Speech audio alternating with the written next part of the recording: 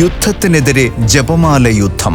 ലോക സമാധാനത്തിനു വേണ്ടിയുള്ള ആത്മീയ യുദ്ധത്തിൽ ജപമാലയേന്തി സ്പിരിറ്റ് ഇൻ ജീസസ് ഇന്ന് തൃശ്ശൂർ നഗരമധ്യത്തിൽ അണിചേരുകയാണ്. ഇന്ന് വൈകിട്ട് 5 മണിക്ക് ശക്തൻ ഗ്രൗണ്ടിൽ ആരംഭിച്ച് തേക്കിൻകാട് മൈതാനം ചുറ്റി നീങ്ങുന്ന ഈ ജപമാല യുദ്ധം നയിക്കുന്നത് ആത്മാക്കളുടെ അപ്പോസ്തലൻ എന്ന് കർത്താവ് പേരുവിളിച്ച ബ്രദർ ടോം സഖറിയയും സിസ്റ്റർ കാതറിൻ മറിയവും.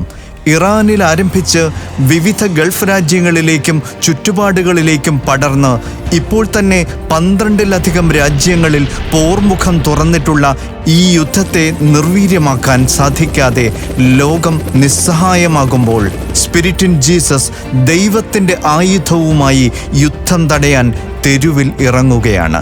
നമ്മുടെ പ്രിയപ്പെട്ടവരുൾപ്പെടെ 10,000 യുദ്ധഭീതിയിൽ അകപ്പെട്ടിരിക്കുമ്പോൾ നമ്മൾ നിശബ്ദരായിരിക്കുന്നത് ദൈവസന്നിധിയിൽ കുറ്റകരമാണ്.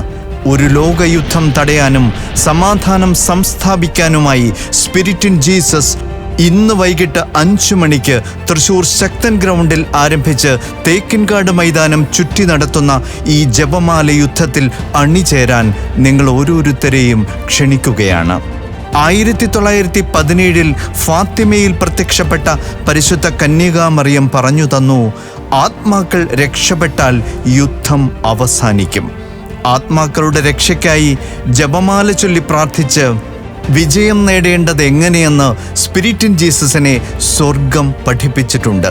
പതിറ്റാണ്ടുകളായി എണ്ണമറ്റ വിജയങ്ങൾ നേടിയിട്ടുള്ള ഈ ആത്മീയ യുദ്ധമുറയാണ് ഇന്ന് വൈകുന്നേരം 5 മണി മുതൽ തൃശ്ശൂർ നഗരത്തിൽ വീണ്ടും നടക്കുന്നത്. ശക്തൻ നഗറിൽ ആരംഭിച്ച് തേക്കിൻകാട് മൈതാനം ചുറ്റിയുള്ള യുദ്ധത്തിനെതിരെയുള്ള ഈ ജപമാല യുദ്ധത്തിൽ പങ്കെടുക്കാൻ നിങ്ങളേവരെയും ക്ഷണിക്കുകയാണ്.